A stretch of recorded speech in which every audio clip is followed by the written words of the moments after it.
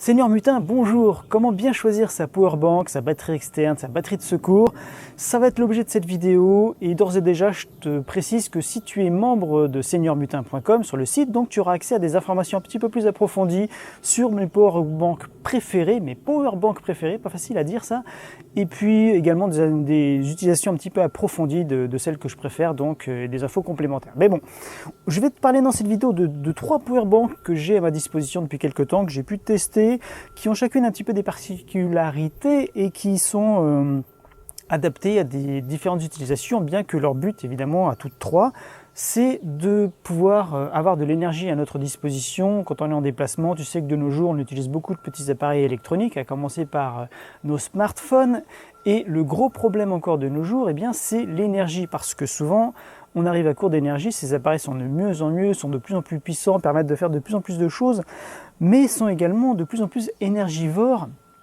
Et actuellement, en tout cas au moment où j'enregistre cette vidéo, la technologie des batteries n'est pas encore parfaitement aboutie et malheureusement tous ces appareils tiennent difficilement une journée ou rarement plus à cause de leur batterie qui n'est pas capable de fournir suffisamment d'énergie pour permettre à ces appareils d'être exploités au maximum tout le temps. J'en ai 3 ici dont je vais te parler maintenant, qui sont toutes les 3 un petit peu différentes.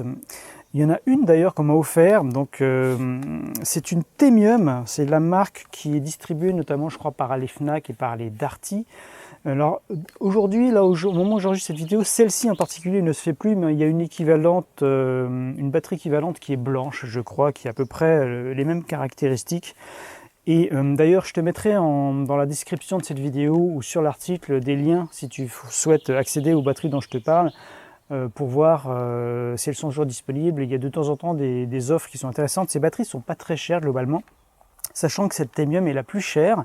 Elles ont toutes les 3 la même capacité. Tu sais, les batteries, elles ont chacune des capacités. Alors une capacité très courante de nos jours, c'est 10 000 mAh. Ça permet en général, en fonction du modèle de téléphone qu'on a, par exemple, de le charger 2, 3, 4, voire 5 fois pour les appareils qui ont le moins de batterie. Mais enfin, en général, c'est plutôt entre 2 et 3 fois, entre 2 et 3 recharges complètes. Donc ces 3-là ont la même capacité, sachant qu'entre la capacité annoncée et la capacité réelle, il y a souvent une grande différence.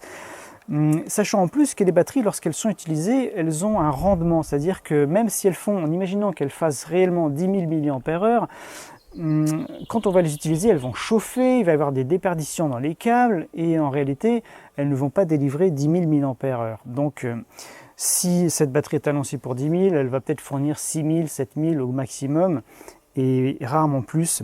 Ces 3-là sont à peu près dans les mêmes zones, mais malgré tout, celle-ci, c'est pas ma préférée, c'est celle que j'aime le moins de ces 3-là, et pourtant, c'est parce que c'est une histoire de cœur. Tu sais, souvent, le choix n'est pas toujours totalement cartésien.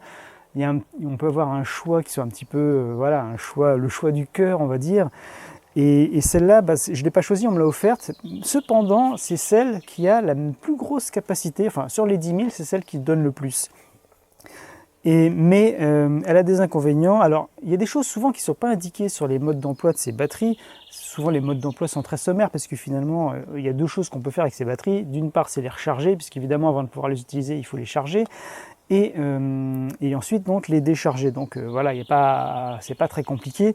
Mais des fois, à force de les utiliser, on peut découvrir des petites infos en plus.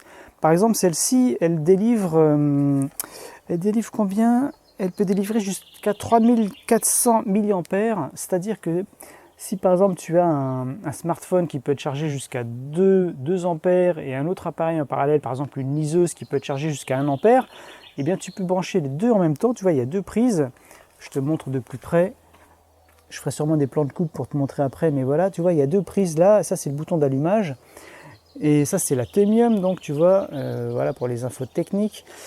Et ce qui n'est pas indiqué, c'est que par exemple celle-ci délivre seulement 1 ampère et celle-ci 2. Donc, et puis bon, la petite prise micro USB, tu vois, celle-ci elle se recharge en micro USB, c'est pour la recharger donc. Celle-ci a donc l'avantage d'avoir une grande capacité. Alors attends, j'ai pris quelques notes pour, voilà. Meilleure capacité, la taille la plus légère, elle pèse 255 grammes celle-ci, la Themium, mais elle me paraît, tu vois, un peu moins robuste. Le plastique autour est relativement mince elle n'est pas étanche évidemment, et c'est peut-être pas celle qui est la plus solide. Mais malgré tout, c'est la plus légère, donc 255 grammes. Hein, j'ai pesé ça avec ma petite balance, c'est pas une balance électronique, mais enfin bon, ça devrait être à peu près précis. Et ah oui, un autre truc qui est important pour moi souvent, c'est qu'on peut pas l'utiliser, on peut pas la recharger et la décharger en même temps. C'est-à-dire que si on est en train de la recharger, on ne peut pas brancher un appareil dedans pour recharger l'appareil. C'est soit l'un soit l'autre, mais pas les deux en même temps. Si on branche un appareil, ça stoppe la charge et inversement. Donc voilà, malgré tout, elle a une bonne capacité, c'est pas mal. Bon, là j'entends un bruit de tondeuse qui approche, donc hein, c'est la fameuse loi de Murphy, c'est toujours tout ce qui doit arriver arrive, et bien voilà, ça arrive. Alors oui, quand on appuie sur le bouton, non seulement ça l'allume, mais en plus on indique le niveau de charge. Tu vois, il y a 4 LED, quand elle est chargée à bloc, les 4 s'allument, et quand elle est déchargée, eh bien la dernière se met à clignoter et elle s'arrête de charger au bon moment. Voilà pour celle-là, donc l'aspect bof, bien que ce soit la plus petite en taille, tu vois, par rapport aux autres, mais elle est plus épaisse par contre. Donc je vais parler maintenant de celle-ci, la PowerAd. Celle-ci par contre j'ai choisi, comme tu le vois déjà, il y a un panneau solaire dessus. Alors tu vas dire oui, le panneau solaire, vu la taille, ça ne doit pas charger beaucoup, et tu as raison, mais c'est un secours malgré tout. Celle-ci, je la prends, je l'aime bien pour, par exemple, quand je vais en randonnée. Je fais régulièrement des randonnées en montagne. J'aime bien prendre cette batterie-là parce que j'imagine toujours un peu le pire des fois. Et je me dis que si je suis coincé quelque part, que voilà, j'ai plus moyen de bouger ou quoi, cette batterie, malgré tout, en secours, pourra se recharger avec la lumière du soleil. Et même si, évidemment, avec une petite surface comme ça, il faut du temps, ça peut quand même dépanner. Là, je ne sais pas s'il va s'approcher, si le gars avec sa tondeuse s'approche, ça risque de... Non, ça va, il s'éloigne. Donc, on passe à la PowerAd. Alors, un truc important pour bien choisir sa batterie, malgré tout, c'est la marque. Parce que il suffit de regarder sur les sites les plus connus sur Internet, tu vas voir il va y avoir pléthore de choix pour choisir ses batteries.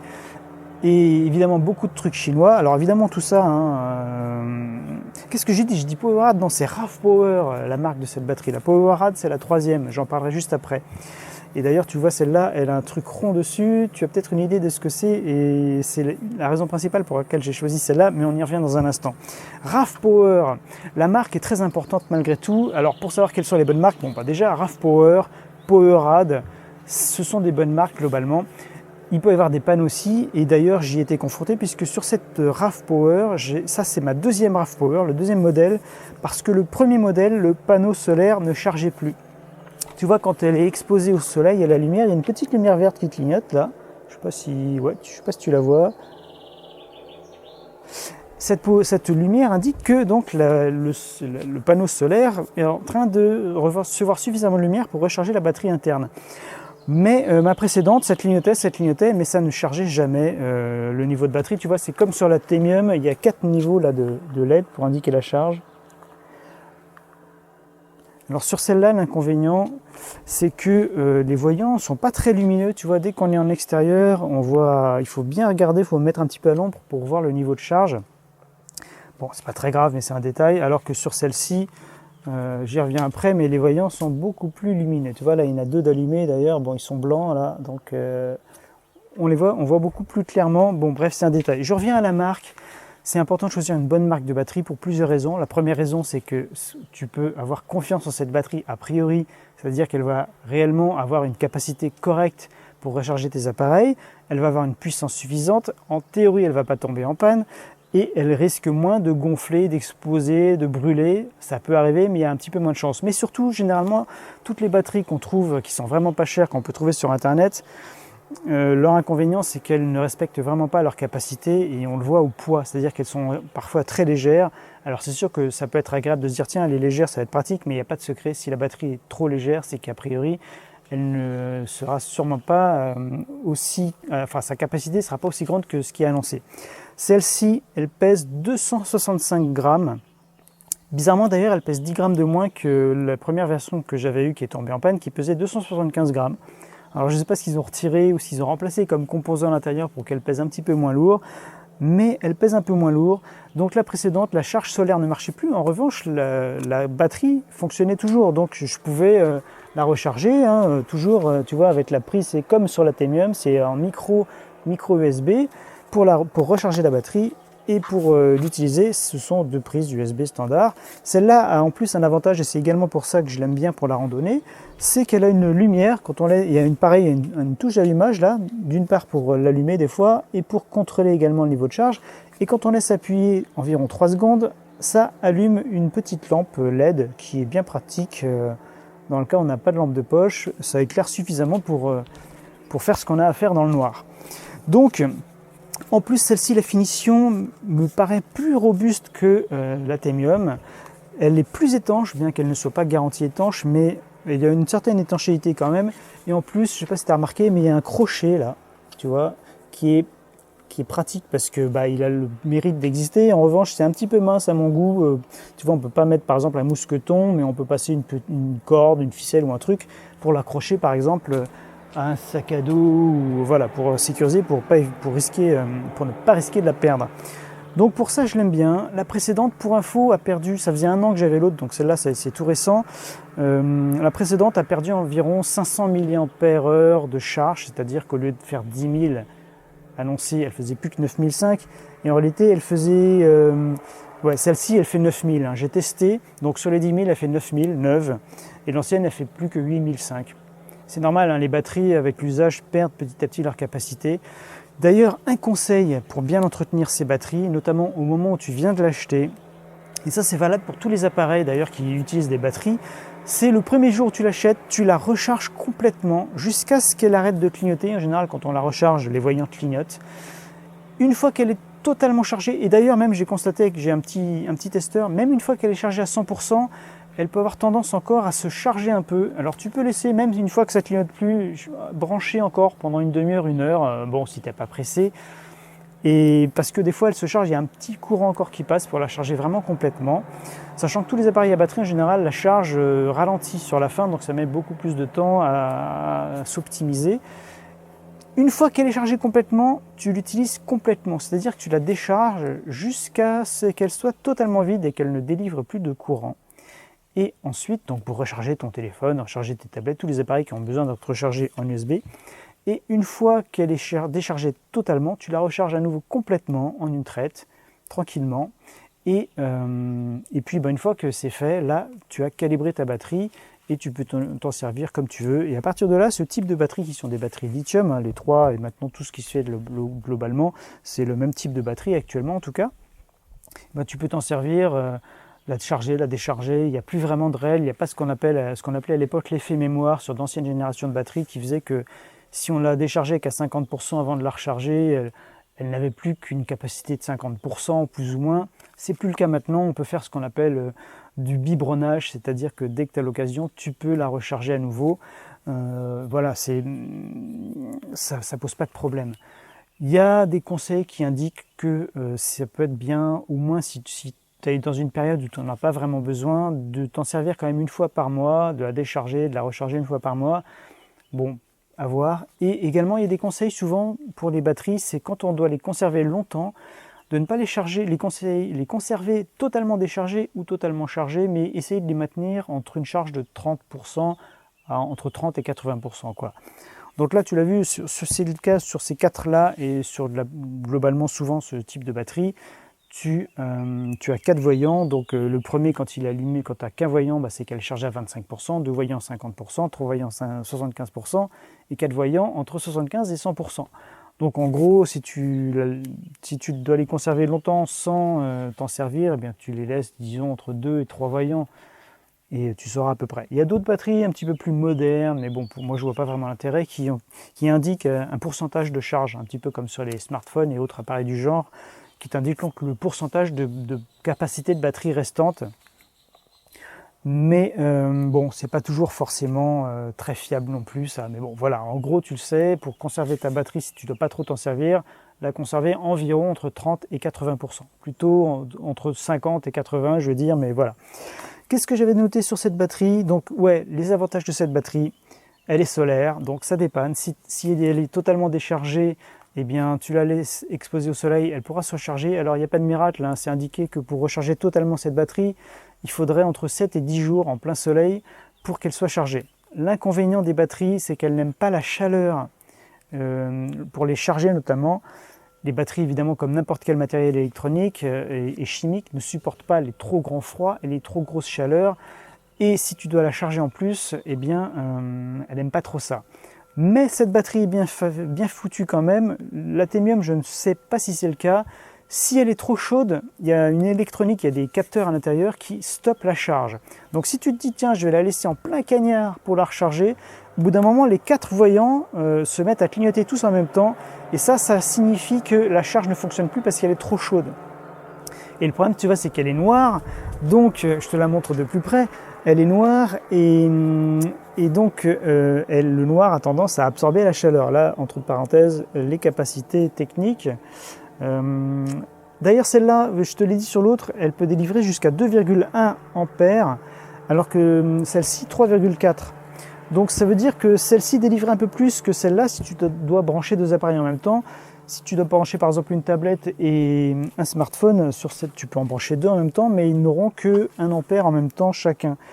Alors, à vérifier, je ne sais plus si je l'ai vérifié ça, non je crois pas. Donc bon, c'est un petit peu moins bien, mais il y a une chose quand même aussi, il y a une grande polémique tout le temps, comment on doit recharger ces appareils, tout le monde est toujours pressé, on est dans une société où tout doit aller toujours très vite. Il faut quand même savoir que les batteries, lorsqu'elles sont chargées rapidement, c'est vrai, c'est sympa, c'est pratique de pouvoir recharger son appareil, notamment un smartphone par exemple, rapidement, mais les batteries n'aiment pas ça. Les batteries s'abîment plus rapidement si on les charge trop vite. Donc, quelque part, c'est bien de les charger pas trop vite. Ces 3 batteries-là sont en théorie capables d'être chargées à 2 ampères. Donc c'est bien, ça veut dire qu'en 5 heures, elles sont censées être chargées complètement. J'avais chronométré, j'ai plus les chiffres exacts, mais je te les donnerai, je les noterai. Donc pour les membres, si tu es membre, tu pourras accéder à ces données techniques sur l'article qui est en dessous de cette vidéo. Si tu n'es pas sur le site, je te le rappelle, tu cliques dans le premier lien qui est dans la description de cette vidéo, tu arriveras sur l'article avec cette vidéo et avec les informations en plus. Je mettrai peut-être d'ailleurs, je ne sais pas, une deuxième vidéo en plus avec des détails complémentaires et notamment ces informations-là que j'ai mesurées petit à petit.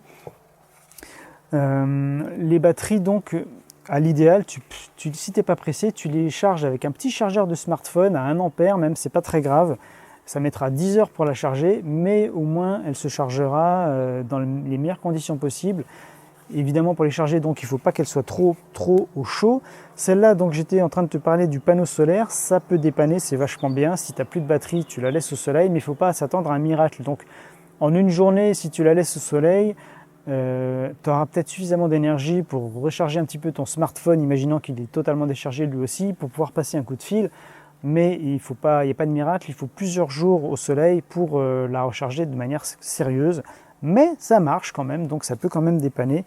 Et l'inconvénient, c'est qu'une fois qu'elle est totalement déchargée, donc le dernier voyant se met à clignoter et il ne se passe plus rien. Et il faut attendre qu'il y ait une barre de charge pour qu'elle accepte de charger à nouveau et également qu'elle accepte d'allumer sa lampe de secours. Là. Donc ça, c'est bien, mais il faut savoir qu'une fois que tu l'as totalement déchargée, il va falloir attendre un bon bout de temps si tu n'as que le soleil pour la recharger avant de pouvoir t'en resservir. Donc voilà, qu'est-ce que j'avais marqué sur celle-ci? Solaire, robustesse, étanchéité, le crochet, la lampe. Ah oui, j'ai parlé des câbles. Celle-ci était fournie avec un petit câble micro USB pour la recharger. Et celle-ci est fournie avec 2 câbles également USB, micro USB, qui sont plats, qui sont assez sympas. Il y en a un qui est court et un qui est un peu plus long. J'aurais dû les amener, bon, c'est pas grave, mais ils sont plats, ça c'est assez original, j'en vois rarement des comme ça. Et celle-ci, je vais t'en parler dans un instant, elle est fournie également avec 2 câbles et un câble Lightning, donc le câble qui sert à recharger les appareils Apple, et un câble USB-C. C'est la seule des 3 qui est équipée en USB-C. Et ça, c'est intéressant aussi, j'y reviens dans un instant, mais je vais terminer d'abord sur la RAV Power. Ah oui, alors celle-ci, un avantage qu'elle a par rapport à celle-là, et aussi par rapport à l'autre d'ailleurs, c'est qu'on peut la charger et la décharger en même temps, sous limite d'avoir des courants constants. C'est-à-dire que tu vois, cette chose-là, c'est un panneau solaire. Évidemment, moi j'aime bien le solaire, je t'en reparlerai dans d'autres vidéos. Tu peux recharger évidemment avec le solaire donc, qui est intégré, mais tu peux également la recharger avec un panneau solaire externe. Si vraiment tu es en baroude au milieu de la nature et que tu veux vraiment être confortable, tu peux utiliser un panneau comme ça, par exemple. Tu vois, ça fait 20 watts. J'adore ça, moi, ce genre de panneau, parce que tu peux tout recharger avec ça. Tu vois, tu as des sorties USB là-dessus. C'est pas l'objet de cette vidéo, mais pour te dire que tu peux le recharger. Tu peux recharger toutes ces 3 batteries et puis d'autres matériels avec un panneau solaire comme ça. L'inconvénient, c'est que quand le soleil, tu vois, des fois, s'il y a un nuage, la puissance va baisser. Et dans ce cas-là, bon, pour les smartphones, c'est pas terrible non plus. Ces appareils-là, c'est pratique parce que tu peux les charger comme ça, mais j'ai testé avec cette batterie-là. J'avais branché par exemple une tablette dessus, donc qui était en train d'être rechargée. Et celle-là, j'étais en train de recharger cette batterie-là avec le panneau solaire. Et si la puissance du soleil baisse, qu'il y a des nuages, ça perturbe la recharge et tout s'arrête. Et bon, c'est pas génial quand même. En revanche, si tu branches cette batterie-là sur une prise secteur, sur un chargeur standard, et que tu branches sur la batterie elle-même un smartphone, ça marche. Je ne sais pas si c'est forcément recommandé, mais ça marche. Voilà pour ça. Et alors que celle-là, ça ne marche pas du tout. Tu ne peux pas recharger la batterie et brancher un appareil dessus pour le recharger en même temps. Je crois que j'ai fini pour celle-là. On va passer sur la PowerAd. Alors comme tu le vois, celle-là, je m'approche pour que tu vois bien, il y a un rond dessus. Qu'est-ce que c'est que ce rond ? Eh bien, c'est un système de recharge par induction. Il y a de plus en plus de smartphones, notamment, qui se rechargent par induction. C'est-à-dire que si tu poses ton smartphone sur cette batterie, évidemment que tu l'allumes, tu vois, en appuyant sur le bouton là, eh bien, ça lance la charge. Ça peut recharger ton smartphone. Je vais le chercher pour te montrer. Tu vois, donc là, j'ai allumé la batterie, PowerAd. Si je pose mon iPhone dessus, hop, ça le met en charge, tu vois. Donc ça, c'est pas mal, c'est sympa. Tu vas me dire, ouais, c'est peut-être un peu gadget. Je te l'accorde, c'est un peu gadget. Mais ça a un aspect pratique parce que tu n'as pas toujours besoin de chercher tes câbles. Tu as ta batterie, hop, tu poses ton téléphone dessus et ça le recharge. C'est pas mal. Ça le recharge pas très vite. C'est du 5 watts, c'est-à-dire que ça équivaut à peu près à utiliser, si tu as un iPhone, le petit chargeur qui est fourni, en tout cas au moment où j'enregistre cette vidéo. Ça va sûrement changer dans l'avenir, mais pendant très longtemps et depuis toujours, au moment où j'enregistre cette vidéo, ils fournissent tous les smartphones, tous les iPhones avec un petit chargeur 5 watts et donc 1 ampère. Donc ça recharge pas vite quand tu utilises l'induction pour recharger ton téléphone. Mais moi, comme je te disais à l'instant, j'aime bien ne pas les recharger forcément trop vite parce que c'est pas bon pour les batteries de les recharger trop vite, donc ça me convient tout à fait. Et en plus, l'avantage, c'est que tu peux recharger donc cette batterie avec le câble Lightning de ton iPhone. Donc si tu as des appareils Apple, ça peut être pratique parce que tu n'as même pas besoin, il n'y a pas de micro USB contrairement aux deux autres sur cette batterie-là. Donc tu la recharges soit en Lightning, soit en USB-C. Et donc si tu branches cette batterie en Lightning que tu la recharges, tu peux poser ton smartphone dessus et ça va aussi recharger le smartphone. Donc ça c'est pas mal, la batterie se recharge, le smartphone se recharge, tout le monde se recharge et le lendemain matin, si par exemple tu arrives le soir, tout est déchargé, tu branches tout et le lendemain matin, tout est chargé, c'est génial. Donc pour ça, celle-là, elle est pratique. En plus, elle est en aluminium, elle est assez jolie, tu vois, ça fait robuste, sauf les côtés qui, eux, sont en plastique. Je te montre ça pour que tu puisses voir éventuellement les infos. Donc pas d'étanchéité, mais un beau look, une robustesse a priori sympa, mais celle-là, tu vois, c'est pas celle que je vais prendre pour les randos par exemple. C'est plus, bon ça on va dire, c'est plus une batterie d'intérieur.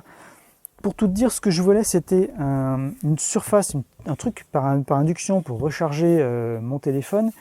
Mais quand j'ai vu le tarif de ça, qui est vraiment pas cher quand même, et qui a en plus une batterie intégrée, je me suis dit, allez, autant prendre la batterie.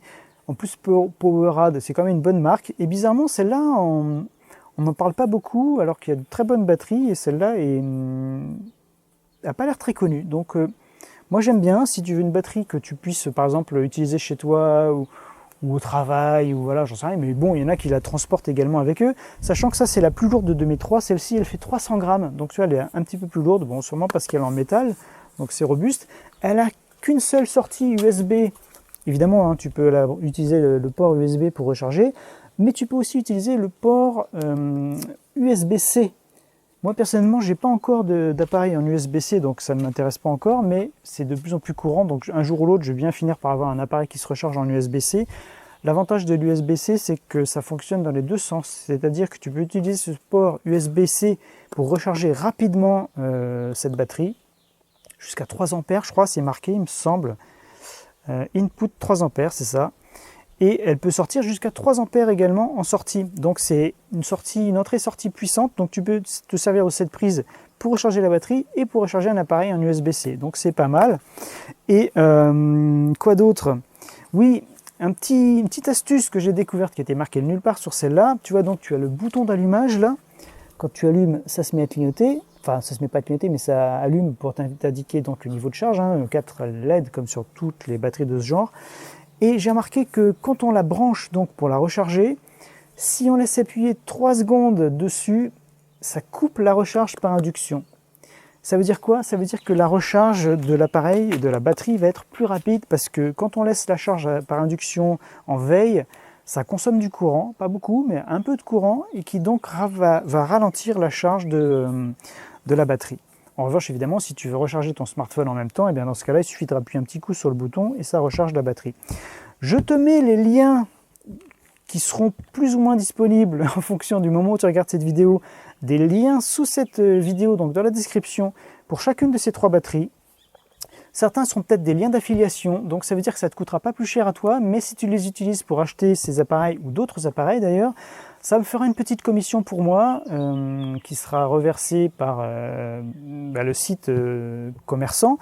Donc ça ne te coûte pas plus cher à toi et moi ça me soutient un peu, ça soutient la chaîne et puis bon bah voilà c'est sympa. Maintenant évidemment si tu ne veux pas l'utiliser, tu peux chercher par toi-même ces batteries et les acheter sans utiliser mon lien d'affiliation. Mais bon, je trouve ça sympa l'affiliation. Quand j'ai la possibilité de le faire sur des vidéos de gens que j'aime bien, eh bien je le fais. Donc voilà, je t'invite à le faire également si tu as envie de te procurer ces batteries ou d'autres.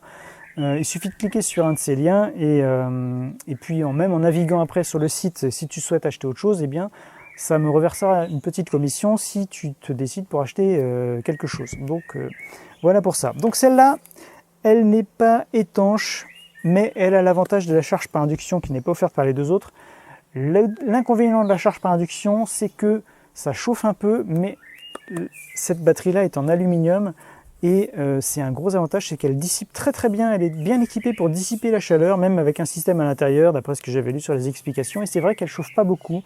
Donc elle chauffe même moins que certains systèmes de charge par induction qui font que ça, qui n'ont pas de batterie intégrée, donc pour ça elle est pas mal. Mais l'inconvénient également sur une batterie de ce genre, de l'utiliser pour de la charge par induction, c'est que le rendement est faible, c'est-à-dire que la batterie va se décharger plus vite pour charger ton smartphone.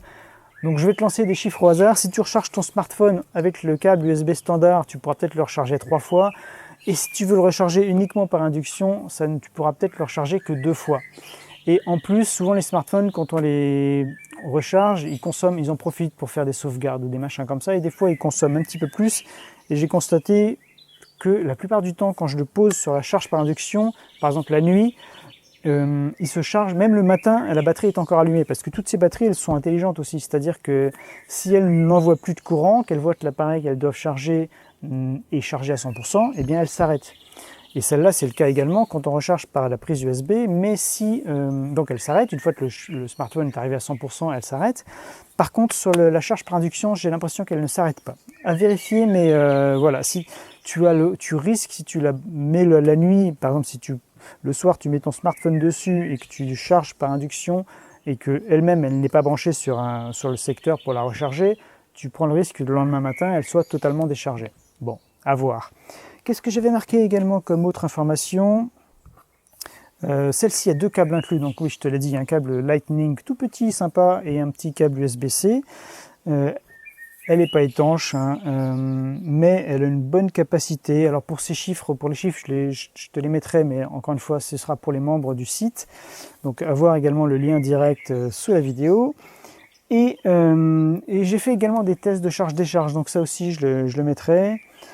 Oui, un autre détail sur celle-ci, elle peut être chargée par induction, comme je te le disais à l'instant. En revanche, si tu veux recharger un appareil en USB et la charger en même temps, ça c'est pas possible, ça ne marche pas. Donc la seule des 3 qui permet de recharger la batterie et de charger un appareil avec la batterie en même temps, c'est celle-ci, c'est la PowerAd. Mais c'est la RAV Power, j'ai du mal avec les marques, mais la PowerRad, celle-ci ne permet pas ça, sauf avec la charge par induction. Celle-là, donc, elle a le gros avantage d'être solaire, donc pour moi, pour tout ce qui est randonnée, balade, tout ça, j'aime bien celle-là, qui a en plus une certaine étanchéité, on va dire. Celle-là, plus pour, on va dire, un déplacement urbain, et puis pour chez soi, éventuellement. Elle est un petit peu plus lourde, 300 grammes, 265 grammes et 255 grammes. Je te les amène toutes les trois côte à côte pour que tu vois un petit peu la différence d'épaisseur. Tu vois, celle-ci est la plus mince, mais en taille, c'est la plus grande, tu vois, en surface. Donc après, hein, évidemment, ce sont des produits qui évoluent petit à petit. Il y a des batteries qui ont de plus en plus de batteries ont une capacité supérieure à 10 000 mAh. Ça dépend de ton utilisation, mais il faut savoir qu'évidemment, plus la batterie a une capacité, plus elle sera lourde. Donc après, à toi de voir. Mais moi, l'année dernière, par exemple, en randonnée, j'étais parti avec celle-là, enfin avec sa grande sœur qui est entre-temps tombée en panne, et celle-ci en secours. J'avais les deux, et je préfère avoir deux appareils qui font chacun 10 000 qu'un seul qui fait 20 000, parce que s'il y en a un des deux qui, pour une raison ou une autre, tombe en panne, eh bien j'en ai toujours un deuxième qui va fonctionner. Donc peut-être que le poids total des deux, donc en l'occurrence là, ça fait un peu plus de 500 grammes, sera un peu plus lourd qu'un seul appareil qui fera 20 000 mAh, qui fera donc la capacité de ces deux-là. Plus ou moins, bon, mais voilà, c'est comme ça que je fonctionne. Cela dit, tu vois, moi, quand je pars, là, par exemple, je vais partir en randonnée pendant 4 jours, à moins de faire une utilisation très très intensive de ton smartphone, une batterie de 10 000 suffit pour tenir 3-4 jours, d'autant plus si tu la recharges avec le solaire un peu tous les jours avec celle-là. L'avantage, tu vois, par exemple, quand on est en randonnée, c'est qu'on peut accrocher ça sur le sac, et vu qu'on bouge tout le temps, elle ne va pas être en permanence sous le cagnard, sous le soleil, et donc être trop chaude. Parce que sinon, si on la laisse en plein soleil toute la journée comme ça va pas être bon pour la batterie, ça va l'abîmer. Donc c'est le paradoxe d'avoir un panneau solaire intégré et de pas trop devoir la laisser au soleil parce que sinon ça va surchauffer et abîmer la batterie. Bon, comme je disais tout à l'heure, elle a une sécurité qui arrête la charge au bout d'un moment si elle est trop chaude, mais bon, on sait que c'est pas terrible quand même. Donc voilà, et puis celle-là est très bien aussi, hein. Celle-là est plus légère, plus petite, donc simplement elle est plus chère, hein. Celle-là est globalement 2 fois plus chère, entre 1,5 fois et 2 fois plus chère que ces deux-là, qui sont vraiment bon marché par rapport à leur capacité. Il y a d'autres marques, hein, donc il y a Anker, il y a OK, qui sont des marques chinoises mais qui sont assez réputées. Donc PowerRad, RAV Power, ça c'est Temium, bon. Voilà globalement les marques connues, et ça je parlerai également, ça c'est OK, la marque de ce panneau-là. Ça c'est sympa aussi, le panneau solaire. J'en reparlerai dans une autre vidéo parce que c'est pas mal du tout. Donc c'est tout pour cette vidéo. Je te remercie de l'avoir regardé. Si tu l'as regardé jusqu'au bout, bravo. C'est du courage parce que j'étais un peu bavard. Encore une fois, je ferai peut-être une vidéo supplémentaire réservée aux membres, à voir. Peut-être pas à l'instant où j'enregistre cette vidéo, ou du moins à l'instant où tu la vois, mais peut-être à l'avenir. Si j'ai des informations complémentaires sur des nouvelles batteries, des évolutions, et je t'invite dans tous les cas à t'inscrire sur seigneurmutin.com comme membre si tu veux aller plus loin avec moi, découvrir plus d'informations, plus de détails, plus de contenu privé réservé aux membres, et pour peut-être même aller beaucoup plus loin et vivre de ta passion. Apprendre à parler comme moi des choses qui te passionnent et les partager avec ton entourage et avec le monde entier sur Internet, c'est une des choses également que je propose sur Seigneur Mutin. Donc on se retrouve dans d'autres contenus, dans d'autres vidéos. Je te remercie et à très bientôt. Salut! Et oui, t'as vu l'oiseau là, il est d'accord avec moi. Hein. Seigneur Mutin, il faut rester mutin même si on est senior et même si on n'est pas senior d'ailleurs. Hein. Allez, salut. Bon, là, juste pour info, j'ai filmé avec mon ancienne caméra. J'ai l'impression que l'exposition est restée bloquée, donc ce sera peut-être un peu surex. C'est pas grave, sur les inconvénients du métier, tu vois. Il y a un petit truc d'ailleurs intéressant à dire, c'est que il ne faut pas chercher la perfection. Là, c'est une de mes premières vidéos, tu vois, le son n'est peut-être pas parfait, l'image n'est peut-être pas parfaite, et pourtant, je te l'ai délivré, même si les qualités techniques sont pas encore au rendez-vous, parce que le plus important, c'est de partager des choses intéressantes avec le monde et ne pas se bloquer à cause d'un problème technique. Donc là, bon bah voilà, l'image est peut-être un peu cramée, mais c'est pas grave, on fera mieux la prochaine fois et ce sont les risques du métier, on va dire. Donc, pareil, tu vois, le son, j'ai mis un micro là, un micro cravate.